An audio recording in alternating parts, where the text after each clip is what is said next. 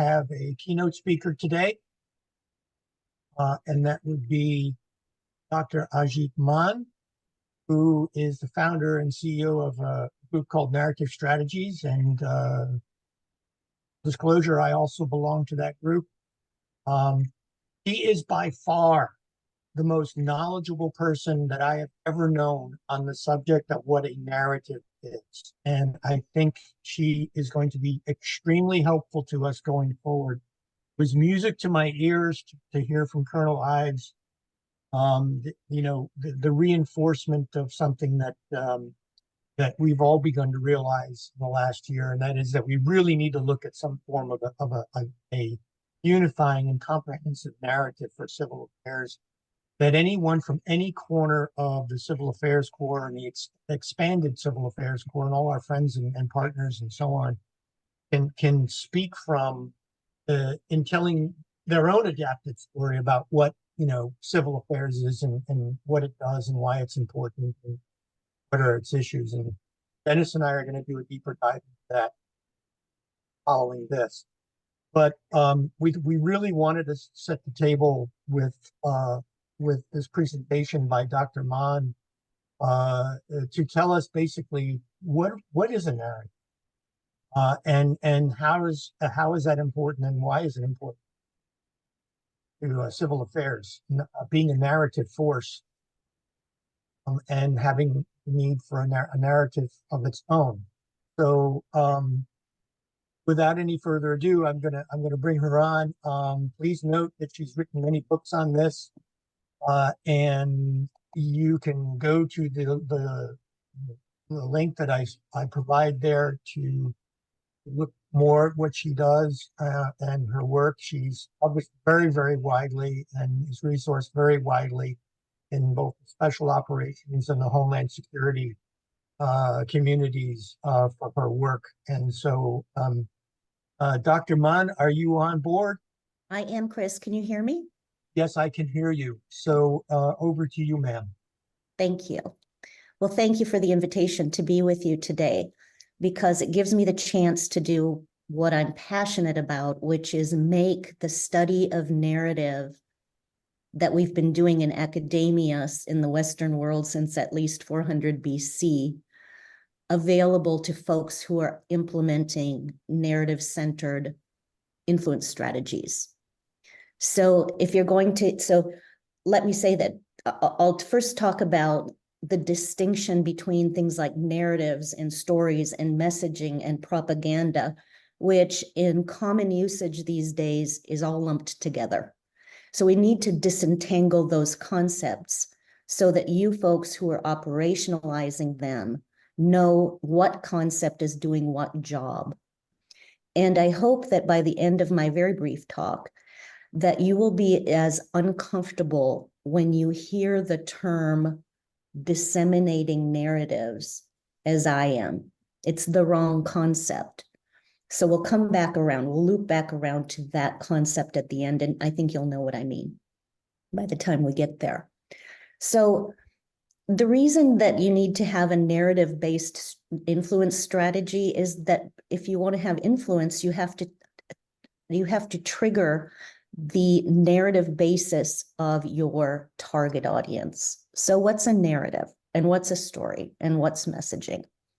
I'll say this a couple times in different ways. A narrative is the way a culture has historically understood its environment, the meaning of its environment, and its place in it. So narratives tell us a lot of things, but most importantly, for our purposes, being influence, they tell us about the meaning of our environment, and they tell us about our identity within it. So it's not just an abstract meaning, it's the meaning for me and mine. And it's not just descriptive. So a narrative that talks about, for example, some deal with cosmological things, it's not just descriptive in that it just wouldn't say, look, there are some lights up in the sky. Notice that. What it would do instead is it would say, look, there are lights up in the sky, and notice that they form patterns. And what does that mean? And they'll tell a story about it. what does it mean, not just abstractly, but what does it mean for me and mine? What are we supposed to do? Who are we supposed to be in relation to that reality? So again, let me say, a narrative is a way that a culture has historically understood the meaning of its context, its environment, both social and physical, and not just in an abstract way, but for us, the people in it. That's a narrative. Stories are examples of it.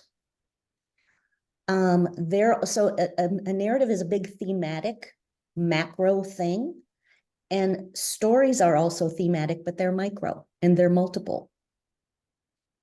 And messages reference stories indirectly, oftentimes.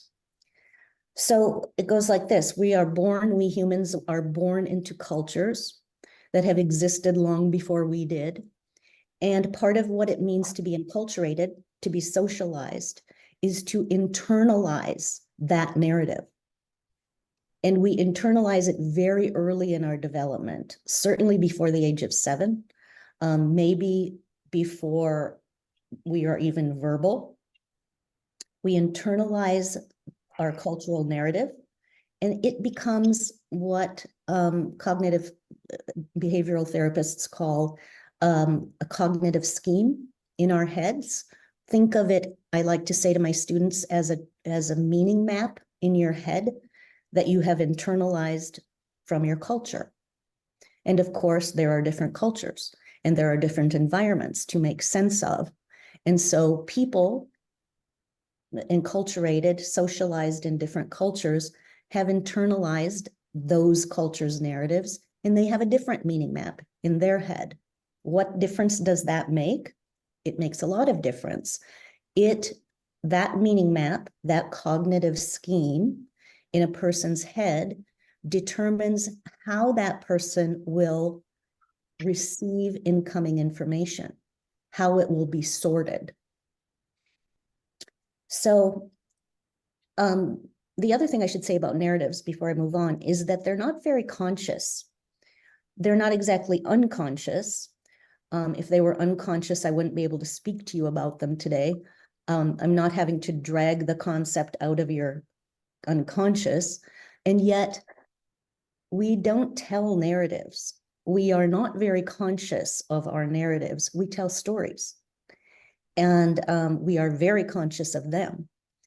And the study of narrative isn't discipline specific. We are coming from lots of different academic disciplines. My discipline is philosophy, but all different kinds of disciplines have contributed their specific knowledge to the study of narrative. And interestingly, cognitive scientists have demonstrated in the last 25 years or so what our brains do on stories. It's something that Plato knew back in 400 BC, but he could only theorize about it. I mean, he had no technology to be able to take neuroimaging, pictures of human brains on stories. But Plato, worried about the effects of storytelling on national security. He ran an academy for young men to teach them how to be rational. And he was pretty successful. But when he walked down the street and saw an orator telling a story and drawing a crowd of people and getting people to cry at certain points in the story, or getting them to cheer for the hero in certain other parts of the story, that concerned him, because all the work he did in trying to get a population to reason did not get them to react that way. And so he saw the dangers of emotions overriding reason and worried about it. So if you want to read about how he worried about it, that's all in the Republic. He what he worried about has now been done. It just sort of, we see pictures of human brains reacting to information being delivered to them, just as in bullet points. And then we see images of human brains reacting when the same information is delivered in story form. And there's a world of difference. Human brains light up. They interact with stories. So stories are hugely influential. They are conscious, and they mirror the cultural narrative that they exist in. So what's the difference between a story and a narrative? Stories are big, huge, thematic, macro things. For example, the hero's journey is a narrative. Stories are micro examples of it, and they're conscious, and there are a lot of them. And they mimic, reflect, and get their meaning from the cultural narrative. So the content of a story will be much like the content of the cultural narrative in which it arose. Even the form, the structure of that story will be much like the narrative. So narratives exist. Narratives exist in cultures before we were born into them. And stories are told, they're active, they're alive. And messages reference the stories, if they're effective, that is. Now, the meaning of a message and the meaning of a story, it has its reference in the narrative. So if a person knows English, but has never been to the United States or an English-speaking country, they're not going to understand the reference of a lot of messages because they're going to hear it literally. And the meaning isn't in the literal words. Let me give you an example. Just do it, the Nike phrase. If somebody from Japan who speaks English reads or hears that phrase, just do it, they're not going to know what it is, and they're not going to know what they should just do. So the meaning isn't just in the words, it's in what it references. And to know that, you have to be familiar with the culture, the cultural reference. So what does that mean in terms of communicating with people? We were taught as undergrad, I was a mass communications major as an undergraduate, and I was taught, and perhaps many of you were as well, an erroneous communications model. We were taught that there is a sender and there's a receiver, and our job as successful communicators was to get the message from the sender to the receiver as intact as possible, without interference. And we were taught all the different types of interference that could happen and what to do about it, as though the receiver was just an empty head, as though all we had to do is get it there and it would be interpreted as intended.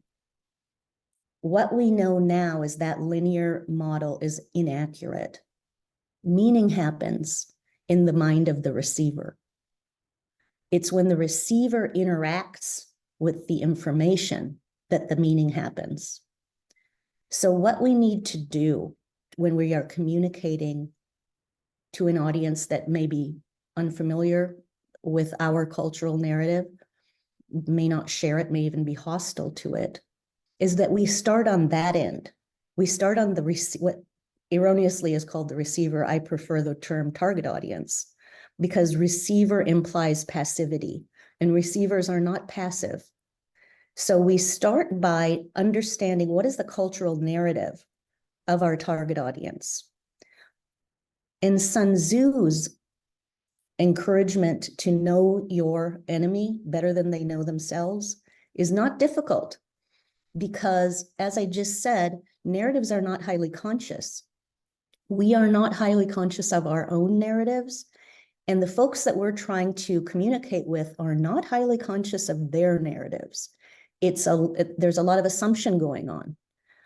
And it's easier to see somebody else's assumptions than it is to see your own. So if we understand what their narrative is, a narrative they're not going to be highly conscious of, we can develop a story that fits into their cognitive scheme in the way that we want it to. We can predict, if we know their narrative, that means that we know their cognitive scheme, the meaning map in their head, and we can predict how they will interpret information and design our information to be interpreted the way we want. And then it, of course, also matters who the messenger is, how reliable the messenger is, and how exactly the message is delivered. All that stuff matters as well. But the content of our message, our communications, should be determined first by looking at who the target audience is and what they assume, what their culture has taught them, what meaning map they've inherited. So we start at the other end. We start at the end of the target audience to design a story that fits with their narrative, never mind ours. And then we reiterate that story over and over and over again with messaging, which will have its meaning relative to the story. And messaging isn't just verbal, actions are messages as well. So we reiterate our story with messages over and over and over again. So what our narrative is good to know. It's good to be conscious of it. It's good to raise a consciousness and to get familiar with what we have been assuming all our lives and what we have inherited from our cultures without permission from us. That's all good to know. But when it comes to influence, the important thing really isn't us. It's the other guy. It's the people who we want to influence. And we need to know all that stuff about them so that we can design an influence strategy that will be received in the way that we want to. Now, let me come back to what I said at the beginning about disseminating narratives and why that's a bad idea and why it makes me cringe. It makes me cringe because disseminating is the wrong word. We don't disseminate things really. I mean, we can communicate messages, but dissemination assumes passivity on the part of the recipient, and there's no such thing as a passive recipient of information. There's nobody in the world who has an empty head into which we dump our information and they just passively receive it. That's not what happens. They have a cognitive scheme running that they have inherited, and that will determine how they receive that information. And narratives really don't get disseminated. Narratives just are. They're just in the culture. A narrative, again, is a way that a culture has historically understood its environment, the meaning of its environment, and what it means for their identity. Who are they in that environment? So for us, as well, let's just say the United States of America, we're not going around disseminating our Constitution. But what we should be doing, and luckily we're not, but what we should be doing is telling our story, which will reflect our Constitution and the principles therein. We tell our story in such a way that it fits into the narrative of the target audience in the way that we want. So disseminating narratives doesn't happen. We tell stories. We should know what our narrative is and be familiar with it so that we can form a story that represents us well, but more importantly, that fits into the cognitive scheme of the target audience. So thank you for your time today. I don't know if we have time for questions, Chris, or not, but I'm happy to take them. Well, certainly, Dr. Maan, thank you so much for that and taking furious notes, as I always do when I listen to anything you say.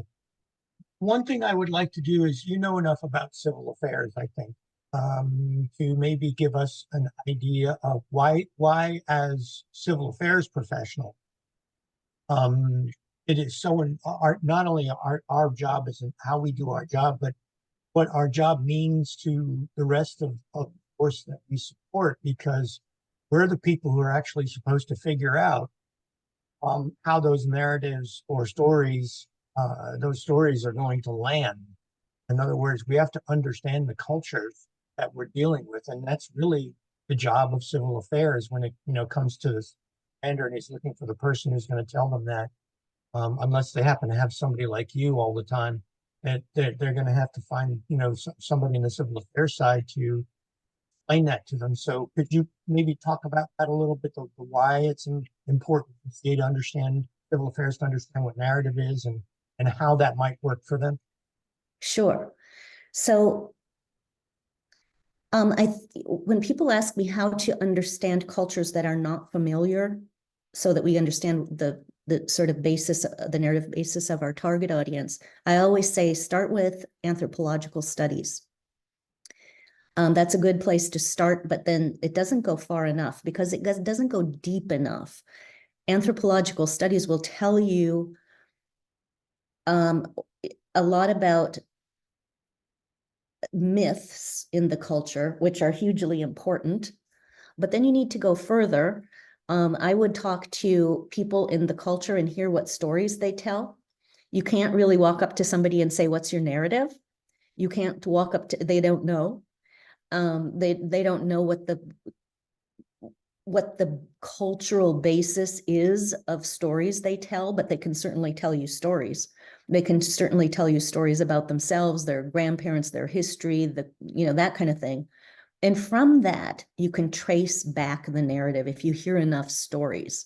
So I would start with anthropological studies, find out about myths of a culture, talk to people in the culture, hear their stories, and trace back to what their figure out what their narrative is. Any influence strategy has to do that. You're simply not going to be influential. It's possible to be accidentally influential, especially if you share a narrative, if you have the same culture as the person that you're trying to influence or the group that you're trying to influence. You might accidentally do it, but it's going to be a lot harder to do it accidentally with a target audience that doesn't share your assumptions. What about the role of history and literature? I know that in my experiences, what I've often done is to read something on the history, especially the history from the point of view of the country. So it's a book or something written by historian that's maybe translated into English, no doubt. But also literature. I mean, Yeah. My wife is Spanish, and I mean, if I were just meeting somebody from Spain or going to Spain for the first time, I guess the first book that I would read is Don Quixote. Yeah. It's one of their most formative of the Spanish culture, one of the most formative stories. Exactly. It's so important because otherwise what we're doing if we don't know this, then we go in and we tell people what we're doing there. And what we think we're doing there and what they think we're doing there may be very different things. So, for example, you can't go into Afghanistan and tell people that you're going to bring democracy and it's going to be good for them. And, we're here because their understanding of their identity and their environment is as the expellers of foreign influence. So when you come in with messaging like that, it is immediately not only dismissed, but it's met with hostility. So it doesn't matter what we are doing so much as to get to understand what they think of us. And how can we explain what we're doing there that fits with what they already think? Rather than trying to change what they think. We're not going to change their cultural narrative any more than we're going to disseminate ours.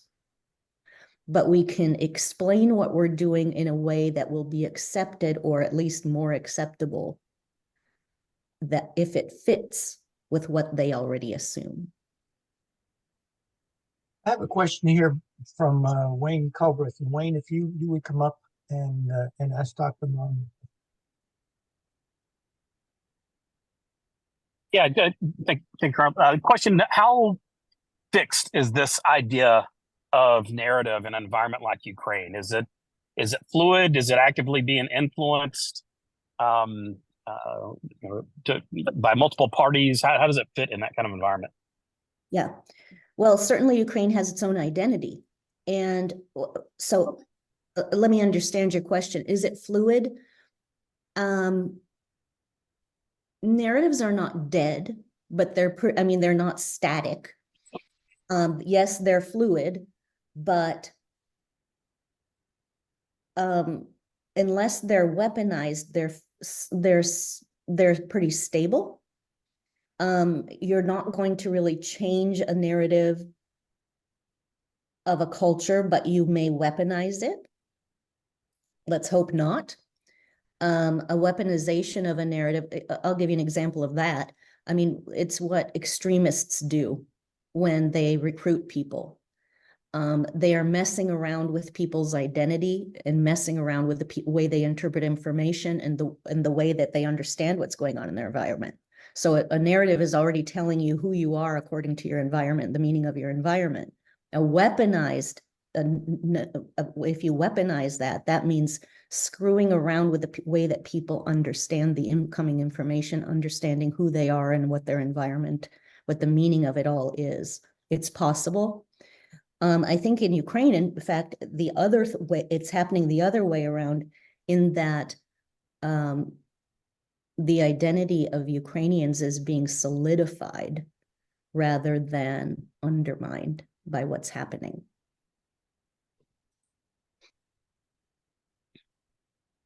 Thank you. That helps understanding. So I'm a former armored cav officer, recently turned 30 at golf. So you can almost, I guess I'm putting it in tanker terms, almost think of it in terms of terrain.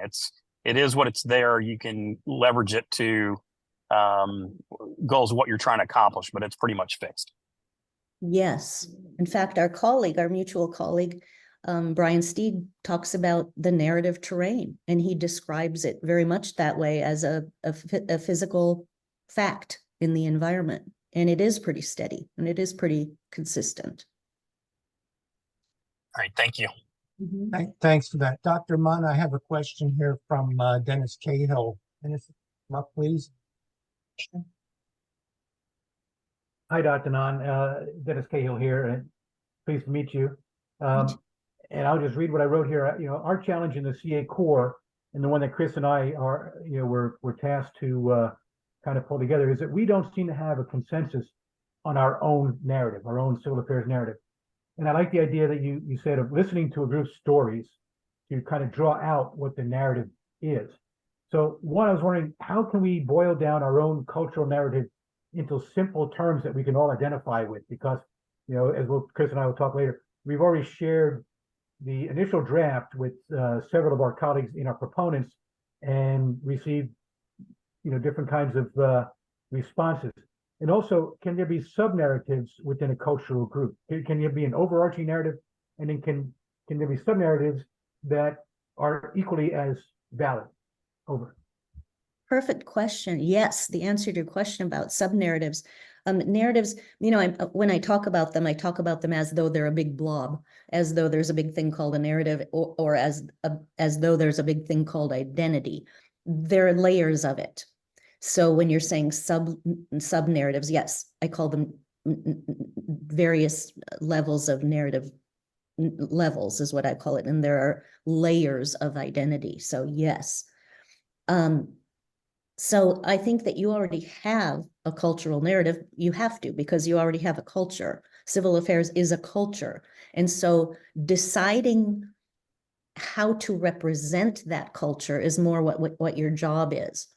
And that means telling, what story are you going to tell? And you can tell more than one story, and you can message about it in different ways, but it's more of a process of discovery than it is a process of deciding what it is, because it's already there. You have a culture now, and so that means you have a narrative. So now what it is is something for you to figure out. And then how to tell about it, that is how to storify it, is the next issue.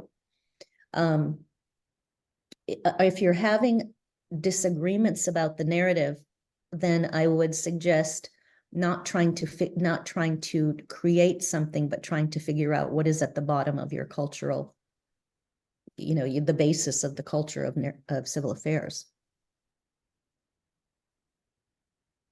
and express it. Thank you very much. I think that's exactly what we're trying to do. And so we appreciate Dennis, it your sounds like we've got a lot of detail. research to do and thinking about the history of civil affairs and trying to draw from, maybe previous doctrine. And so we got to do a deeper dive, I think, than we thought we may have to do. Okay, so I think that very beautifully actually ends the discussion. And this has been extraordinarily helpful, Dr. Maan, and we very much appreciate taking the time out